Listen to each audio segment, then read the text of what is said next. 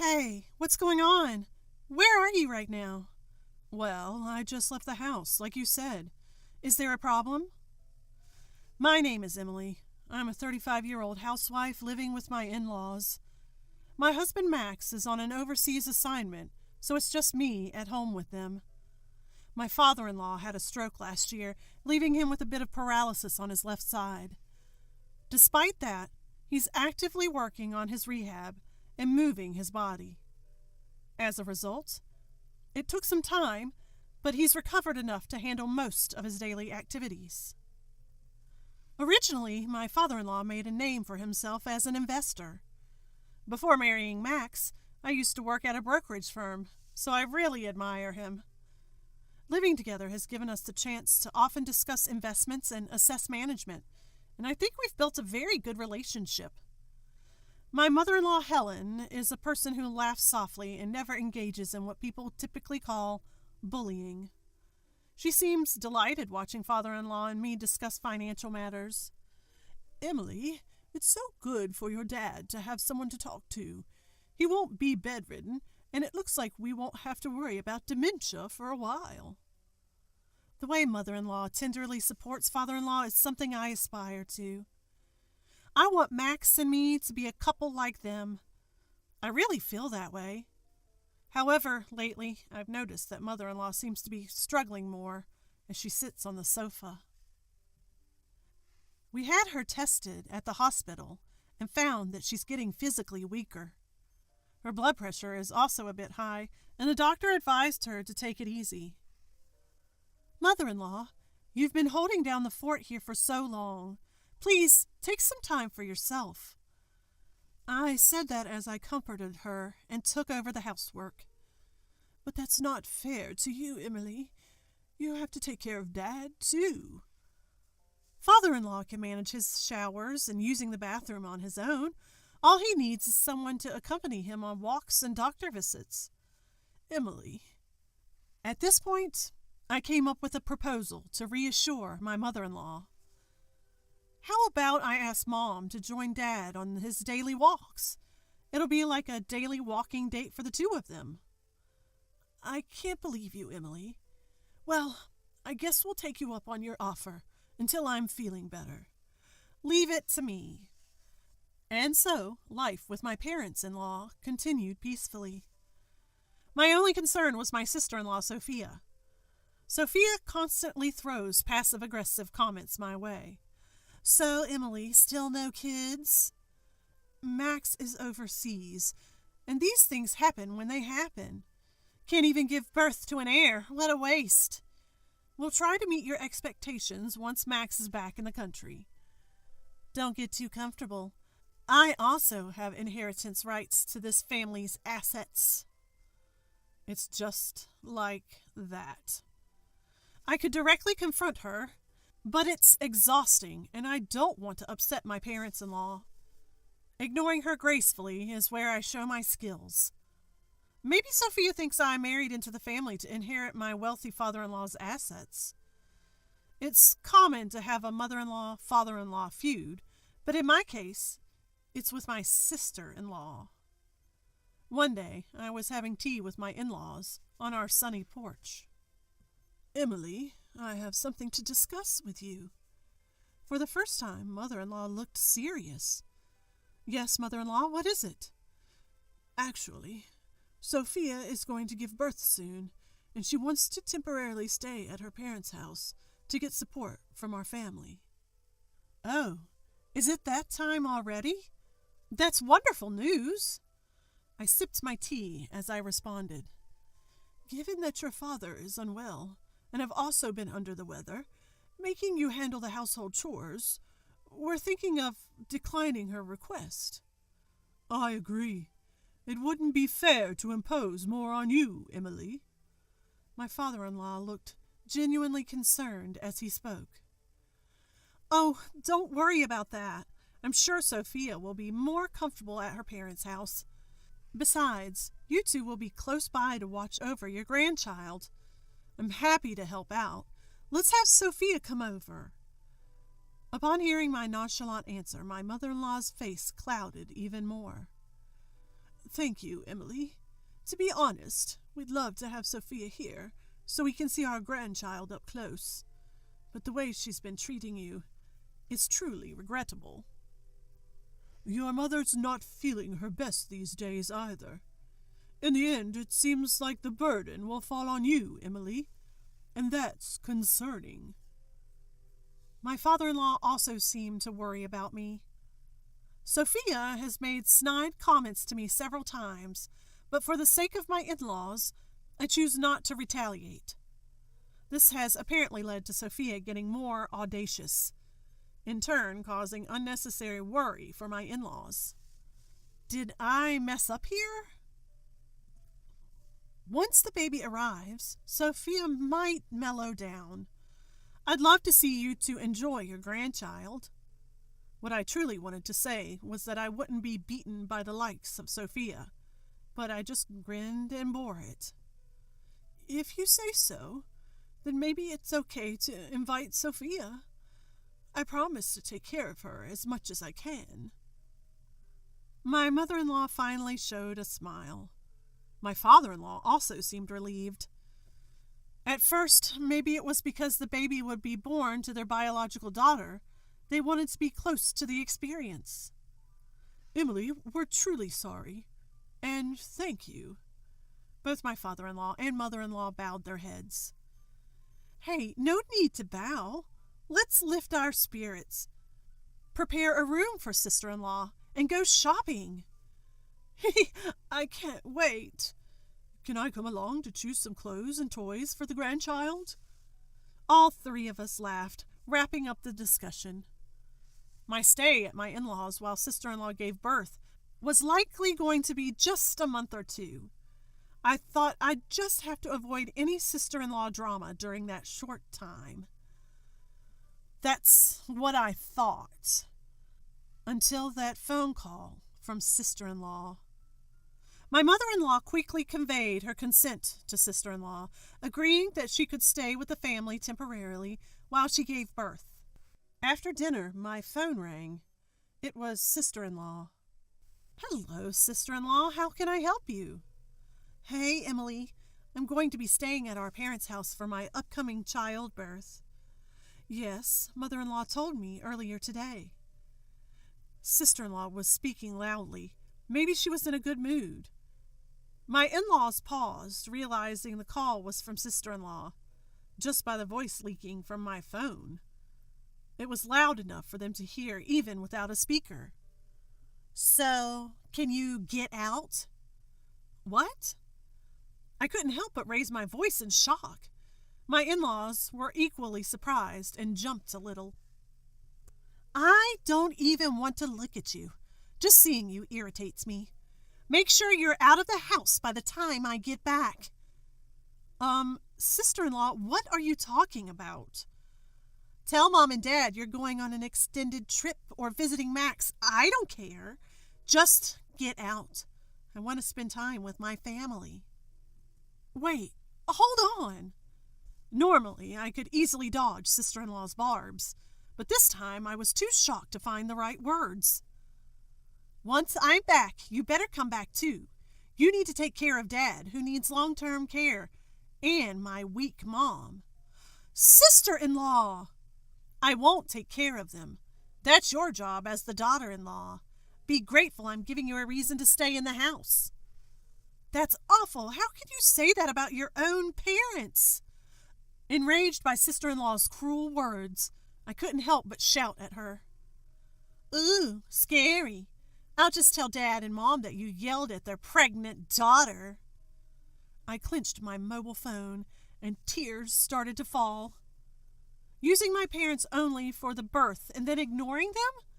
They're such wonderful, kind people. I couldn't hold back my tears of anger and frustration. Glancing at mother-in-law, I noticed her face was red with rage, tears gathering in her eyes. In that moment, my own sister-in-law told me she wouldn't take care of her family. The frustration was overwhelming. Just then, father-in-law tugged on my sleeve. When I turned around, father-in-law had a note in hand. It's okay. We have a plan. Just agree to what Sophia is saying for now and hang up the phone." I read the note, and father-in-law patted my arm with a reassuring smile. As if to calm my nerves, his touch was light. Seeing father-in-law's smile, I felt a wave of relief wash over me. Though my insides were boiling with anger, I was able to regain my composure. "Understood. When are you planning to come back?" Maybe next Friday. Then I'll make arrangements to leave the house by that time." "You should have just listened from the start. Dealing with a stubborn sister-in-law is so tiresome." "I have to clean up after dinner, if you'll excuse me." As soon as I hung up the phone, mother-in-law broke down in tears and hugged me. "I'm so sorry. I'm so sorry. To have a daughter who'd say such horrible things. I'm so sorry." Mother-in-law's tears were flowing freely. "I'm fine, mother-in-law. You must be the one feeling terrible after hearing all of that." I wasn't concerned about what sister-in-law had to say. I could silence her with logical arguments if need be. It's not a big deal. But it's hard to see my mother-in-law cry like this. "I'm really very sorry. You've been very patient," my father-in-law sighed. "Don't worry about me. What's your plan, though?" I asked him, trying to comfort my mother-in-law. "Well, turns out there's another person struggling with Sophia. We're planning to discipline her together." Another person having issues with Sophia? I was puzzled. Who else could be dealing with her? "We've only got 10 days until Sophia comes home to have her baby and seek the family support. No time for tears. We need to start planning how to handle her." "Yes, this is where you, Emily, will prove your worth." My mother-in-law wiped her tears and stood up. My worth? I had no idea what she meant. Shortly after, Evan, Sophia's husband, came to visit. "Good evening, everyone. I apologize for Sophia's terrible behavior." Evan bowed to my parents-in-law and me as he entered. "Emily, meet the other person who's been grappling with Sophia," my father-in-law said with a smile. Before joining this family, I worked in a brokerage firm, as did Evan. We knew each other professionally. I don't mind what she says about me, but I can't forgive her how she talks to you two. I vented my frustration about Sophia to my brother-in-law. He scratched his head and sighed. "Look, there's no excuse for her. Even when I tried to correct her, she loses her temper. Her already spoiled nature has gotten worse with her pregnancy. My own daughter told Emily to leave while she stays here to give birth. Can you believe it?" My mother-in-law was angrier than I had ever seen her. "I get why you and my father-in-law get along. You're in the same line of work. It seemed fun. Sophia probably just couldn't stand it." "Wait, so she's jealous because I get along with you and my mother-in-law?" I was dumbfounded. She hurt her parents this much out of petty jealousy? "And there's one more unbelievable thing." My brother-in-law began to talk about Sophia's actions. "Are you kidding me? This makes no sense." I couldn't believe my ears. My hands were shaking from anger. "I'm at a loss, too. I've even consulted with my father-in-law about what to do." My mother-in-law looked like she was throwing in the towel. At this point, I was fuming. She plans to rely on her parents' home like nothing happened. She should have been confronted head-on. In hindsight, I regretted my naivety. Father-in-law sighed, looking disappointed. "Add this latest mess to the mix, and I'm done giving her any slack. She's my daughter, but enough is enough. Your conversations with father-in-law have finally paid off." "My conversations with father-in-law? Wait a minute, you mean..." Something clicked in my mind, recalling a discussion I'd had with father-in-law in the past. "We might as well go all in. Get ready, Evan." "Yes, father-in-law." Mother-in-law finally cracked a smile. "All right, Emily. We've got a busy week to prepare everything. We're going to be busy. Absolutely, mother-in-law. Let's do this.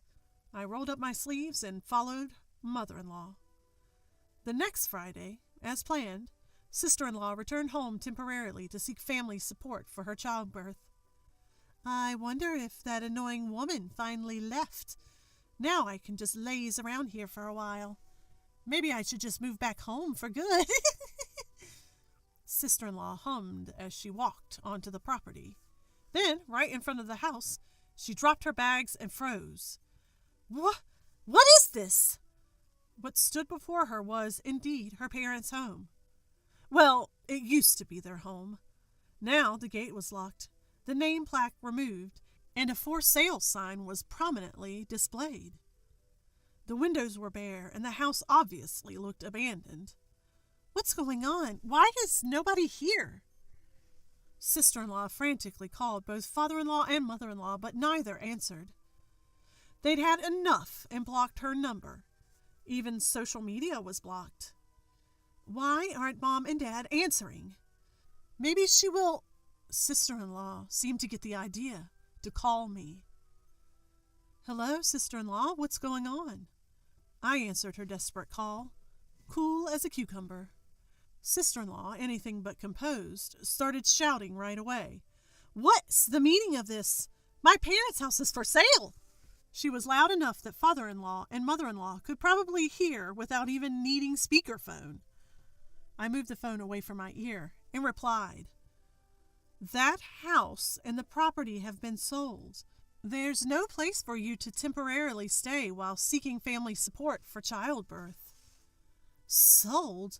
What do you mean? We were told to leave by you, so we did. Don't joke with me. How can my parents' house be sold just because you left? Well, the house is in my name. Why keep it just for you? What are you talking about? You sold the house without telling my dad? You thief! I'll sue you! Seemingly forgetting she's pregnant, sister-in-law was yelling in a fit of rage. I let out an exaggerated sigh. Did you not hear what I said, sister-in-law? The house is in my name. So why is my parents' house in your name? That's insane! Because I bought it when father-in-law got discharged after his stroke. You bought it? Yes. Father-in-law had become somewhat downhearted after recovering from a stroke. He'd lost confidence, having stepped away from his investments during the recuperation. That's when we started talking about restructuring assets. My husband can't act quickly. He's usually abroad for work. And if we left it up to selfish sister-in-law, she'd probably only take the assets that suited her. Father-in-law, how about we liquidate all assets into cash? That would make management easier. I suggested we convert all the assets to cash, making it easier for father-in-law to manage. That's when I purchased the family home, using savings from my single days and from my husband. By putting it in my name, I took on all the tedious procedures like property taxes. We let my parents-in-law continue to live there, so they could spend the rest of their lives in the home they loved. That was until sister-in-law messed it all up. What are you doing? Where are you? We left the house, just like you asked. Anything else? Don't mess with me! Where are Mom and Dad? They'd never allow this. Sister-in-law still seems to think her parents are on her side. It's almost laughable how naive her thinking is. Father-in-law and mother-in-law are with me. We sold the house, but we've arranged another one. Then I'm coming there too. That's not possible. You're blocked by father-in-law and mother-in-law, remember? They don't want to see you.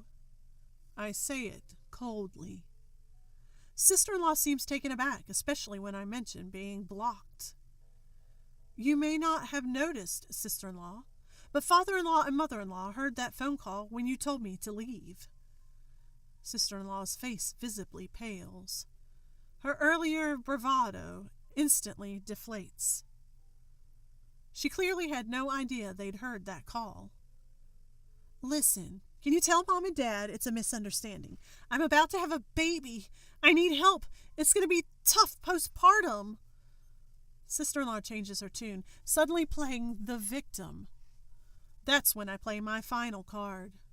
Why not ask the guy you've been cheating with for help? How do you know about that? The unbelievable thing brother-in-law told me about was sister-in-law's affair. We knew because the timing of sister-in-law's pregnancy coincided with brother-in-law's long business trip. Brother-in-law already had screenshots and other evidence of the affair.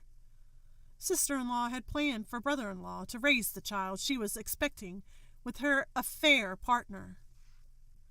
I gotta tell you, brother-in-law is pretty angry too. Wouldn't be surprised if you get dumped, I say in a half-joking tone. Then the phone abruptly hangs up. She's probably scrambling to call brother-in-law right now. Brother-in-law has already expressed his intentions to divorce and seek alimony. My in-laws are cutting off communication with sister-in-law and moving to exclude her from any inheritance. We're leaving our estate in the hands of Max and Emily, they decided. Emily's involvement has made it so much easier. The estate is just money now. It really simplifies the management and paperwork, they add. Father-in-law had recorded the call that angered them from halfway through. With the evidence held by my in-laws and brother-in-law, sister-in-law lost both her family and her share of the inheritance. A month has passed since. Sister-in-law and her husband Evan are now divorced. She faced indisputable evidence of her affair and was hit with a hefty settlement in divorce court. Apparently, she left the home she shared with brother-in-law, pregnant belly and all. Word is she gave birth alone and quietly, and now lives in an old public housing unit, raising the child by herself. Struggling to care for the baby on her own, she receives help from no one. Why is nobody calling me? I'm tired. I'm lonely. I'm broke, she laments. Rumor has it, even her affair partner abandoned her just before the baby was born. She hasn't been able to establish paternity or receive child support. Sister-in-law ended up living on temporary assistance for needy families while paying off the alimony debt. She has to find a job and support herself before she can start repaying her debt. When will sister-in-law ever be debt-free? If she'd truly loved and valued the in-laws, even with a child from her affair, she wouldn't have ended up alone. The child is innocent and is the first grandchild for the in-laws. If sister-in-law can genuinely apologize for her mistakes, both we and the in-laws are open to helping her. Today, I'm having tea with the in-laws in our new home. Emily, what's your take on the Willowbrook Mart? Well, I still think they will rise. What's your opinion, father-in-law? I'm inclined to think they'll go up, but I can't be sure. Father-in-law was looking puzzled when mother-in-law peeked at the papers. Oh, talking about Willowbrook Mart. They're really popular right now for their new desserts, she said, laughing, and we both chuckled. Your mother-in-law seems to know more about the stores than we do. Having mother-in-law check out the stores of companies we're interested in investing in is a good research strategy. It's not about the money. I genuinely love these wonderful in-laws. Ever since becoming estranged from sister-in-law, I've been free from her influence. With my expertise in asset management, I've been able to alleviate the in-laws' concerns for their retirement. As I await my husband's return, my days are filled with peaceful smiles.